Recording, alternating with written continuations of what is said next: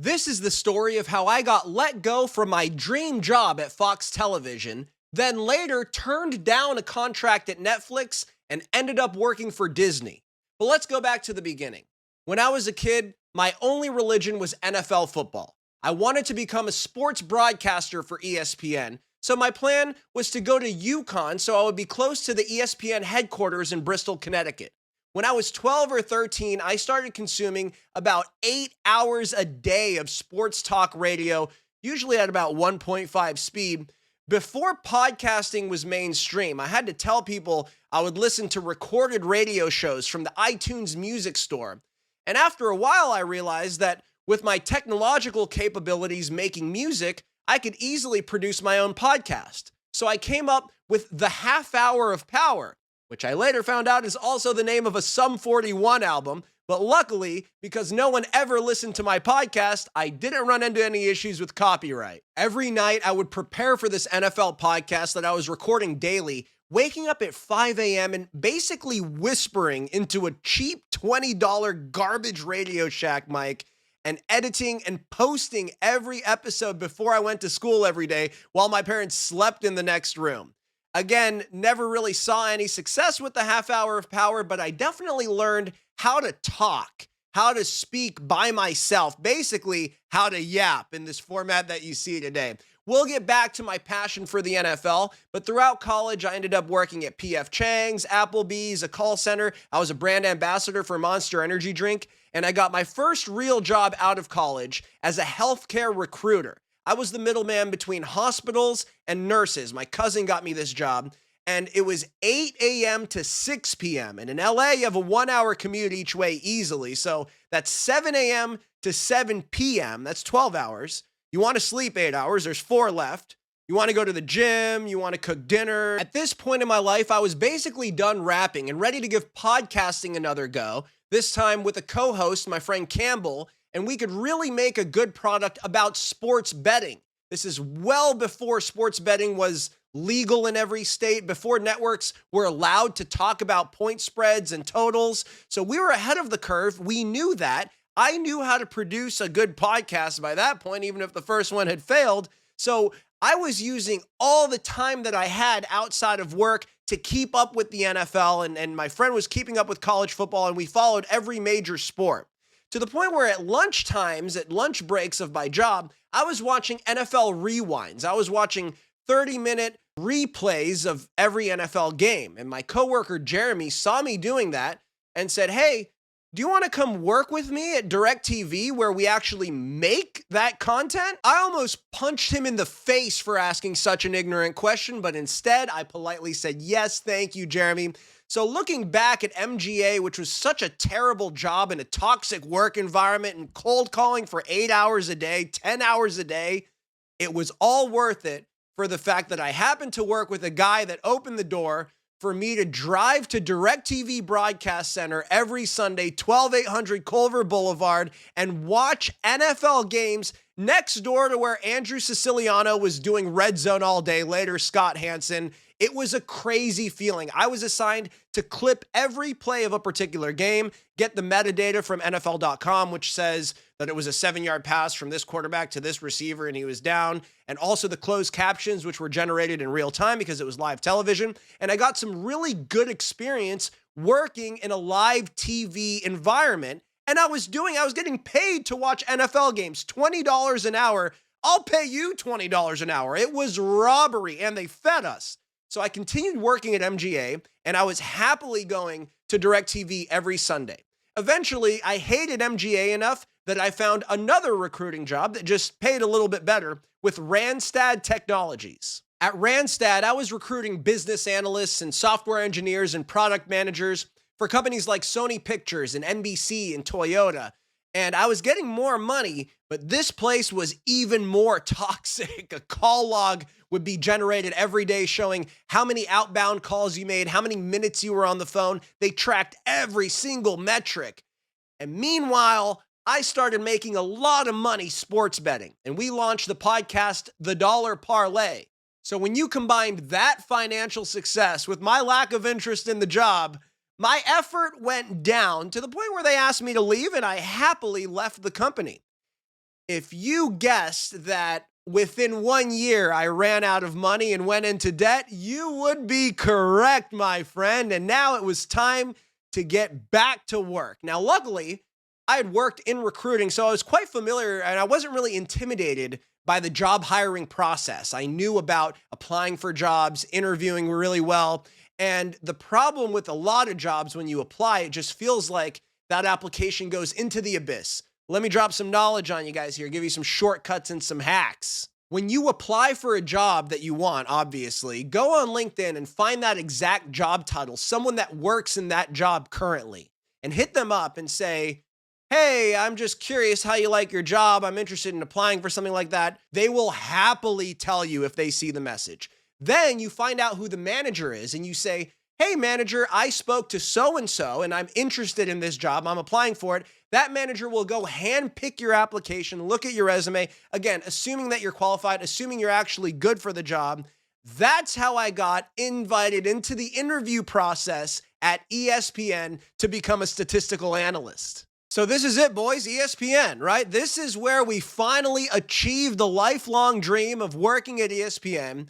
And I really was able to get in there because I knew how to massage resumes. So with my Dollar Parlay podcast, I talked about how I did statistical analysis and I did basically use the wording that they look for in the requirement of that job.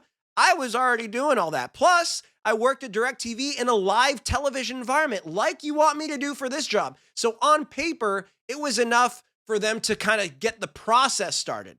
But the first thing was an online assessment. I found out that they're not really looking for a statistical analyst. They're looking for like a savant that has infinite sports encyclopedia trivia in their brain and can regurgitate facts off the top of their head.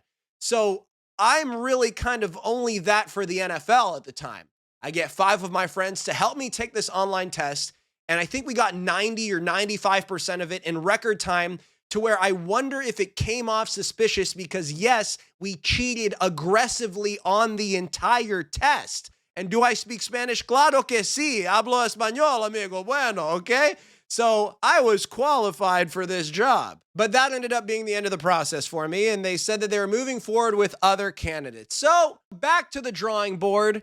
And the biggest frustration at this point was I kept coming across cool TV jobs that I knew I could do, but required 4 years of experience. And I only had 2 years of part-time work at DirecTV at this time.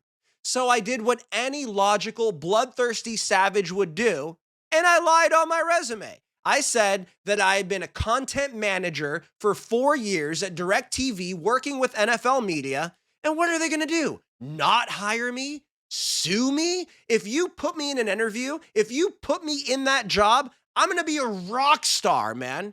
And lo and behold, 2 weeks after my exaggerated resume was out there, I got a call from the girl I used to sit next to at Randstad Technologies offering me a job at Fox Television. She called and said, Gabe, did you work at DirecTV NFL Sunday Ticket for the last 4 years? I said, yes, of course I do.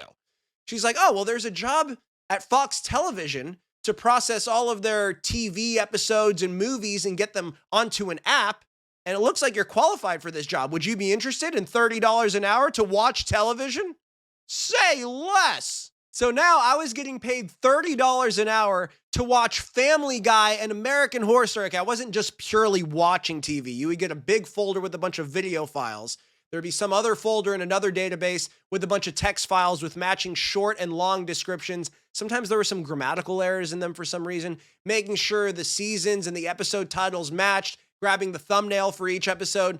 None of it was rocket science, okay? It was very straightforward and very teachable. Again, these are jobs that simply didn't exist years prior. So it was impossible to have someone with 4, 5, 6 years of experience doing this kind of job. What I had done at DirecTV in real time live was a lot more challenging than this job. I was really qualified. 9 other contractors got hired with me at the same time. I was hungry, and I would say that I had the most output on the team by far. But we didn't have enough work to do. I would run out of work, and thus I would just kind of wander around the Fox lot, and I would see NFL stars that are now analysts, Colin Cowherd, right? Getting coffee in the cafeteria. Crazy, crazy, crazy. I was in the building.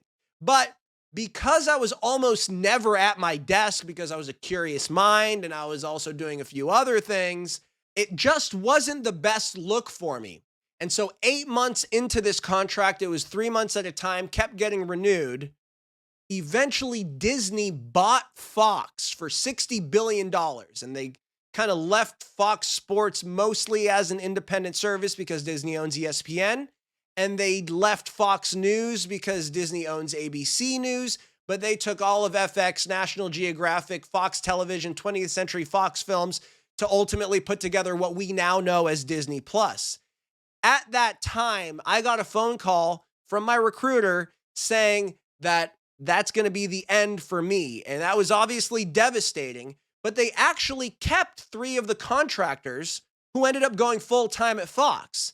And I didn't really feel good about that because having been a recruiter, I knew that she had at least some prior knowledge at how many people they would be able to keep. And she definitely knew before that day that I wasn't going to be one of those people or that I wasn't in the top 3. So I really felt slighted and I wanted to get revenge, but now I needed to find another job. Because I had wandered around the Fox lot so much and made friends in so many different places, and I was more interested in sports anyway, I actually got my own job with Fox Sports right before the 2018 FIFA World Cup in Russia. Crazy to think that Russia hosted a FIFA World Cup in 2018, but it was the summer. It was right before that.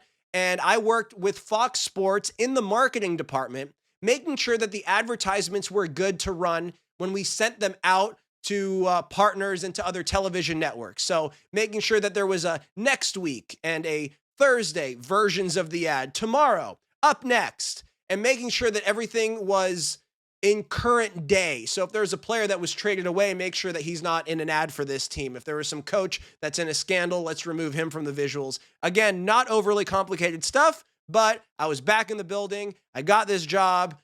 I ended up going through a breakup and a relationship that I was really happy to be over, but I really did underestimate the effect and the amount of distraction that caused in my life. And again, I wasn't that good, and they didn't renew my contract.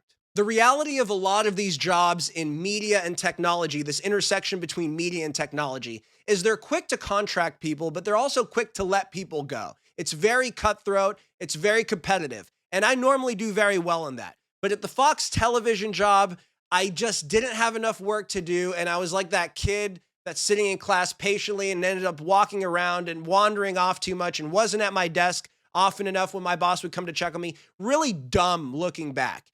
At Fox Sports, I genuinely also dropped the ball. So from making $30 an hour at Fox Television to $25 an hour at Fox Sports, now I've been let go and I was jobless and I had to move back to my parents' house in Northern California, leaving LA because I couldn't afford to stay in LA without a job. And now I couldn't even do the DirecTV NFL Sunday Ticket job. So I hit rock bottom financially and emotionally until I finally got another call from Randstad Technologies from another recruiter there that offered me a job for even less money, $20 an hour at Fox 20th Century Fox Films. So once again, I was back in the building making less money, but I paid for like a loft where 4 other guys were living. I had this little room with no walls and whatever. Again, I was back in the building, and this time I was going to make sure that I kept it going in my direction, right?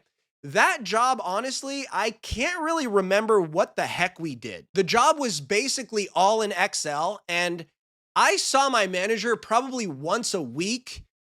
It's a job that obviously would be automated these days. Again, I have no idea what the heck it was, but during that time, I actually got a phone call for a 6-month contract at Netflix. The same week, I got a phone call for a 6-month contract at Hulu. It was crazy. So I did the phone screening with Netflix, I remember, on a Tuesday, and they emailed me the next day, Wednesday, saying they wanted me to come in person for the next interview. On Friday, I had the phone screening with Hulu. Now, between the two of them at the time, Netflix was a much bigger company, more prestigious, big international opportunities. That was definitely my preference. But I'm going to hear them both out. I'm going to see how this goes. What are the offers like? 6-month contract at both jobs.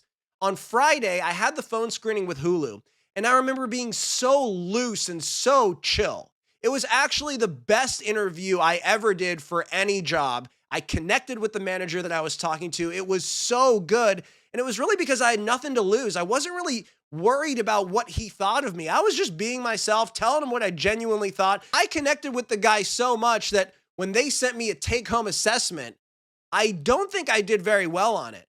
But the following Monday, the recruiter for the Hulu job called me and said, they're offering you the position without an in-person interview. Like, they're bypassing the second part of this process because he liked you so much.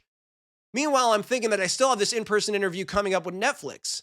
But I decided that I'd rather go somewhere that I'm really wanted, that's going to take care of me. You know, I've worked in toxic work environments before. I really want to go somewhere where I'm respected right out of the gate. So I actually called Netflix and withdrew my candidacy. And they said, no problem. Let us know in the future. Like, we'd love to still consider you for a position in the future. Crazy. So I still had that in my back pocket and went to work at Hulu. And when I got into the 6-month contract at Hulu, I found out that this position was actually a revolving door, that all of the previous people that had sat in that seat and worked that job had all just been not renewed after their time. So I came in hungry. I came in with that dog in me after hitting rock bottom at my parents' house. And Fox expected us to process 300 video assets per week. At Hulu, we were doing 300 per day. And I was flying past that. I was putting up 500 a day. I was crushing it. I was so hungry. I was not going to let anything stop me. And I was going to make sure that if they were going to let me go after 6 months, it needed to hurt them as much as it was going to hurt me. I was assigned to Turner Network television content, working with Turner Broadcasting Service, TBS, TNT, I think Cartoon Network and Boomerang, and a lot of anime content. Anyway, I was doing all of that work. And I found out that there's another guy that just processes video advertisements that get shown on Hulu. He did that full time. So I actually did all of his work and all of my work without telling anybody. He noticed, and I didn't know, but it turns out that he had been fighting to get someone to work full time for him as part of that greater team. And they ended up offering me a full-time position as the second person at Hulu reviewing video advertisements full-time. And a couple years later, Disney finished the acquisition of Hulu. I now work for the Walt Disney Company.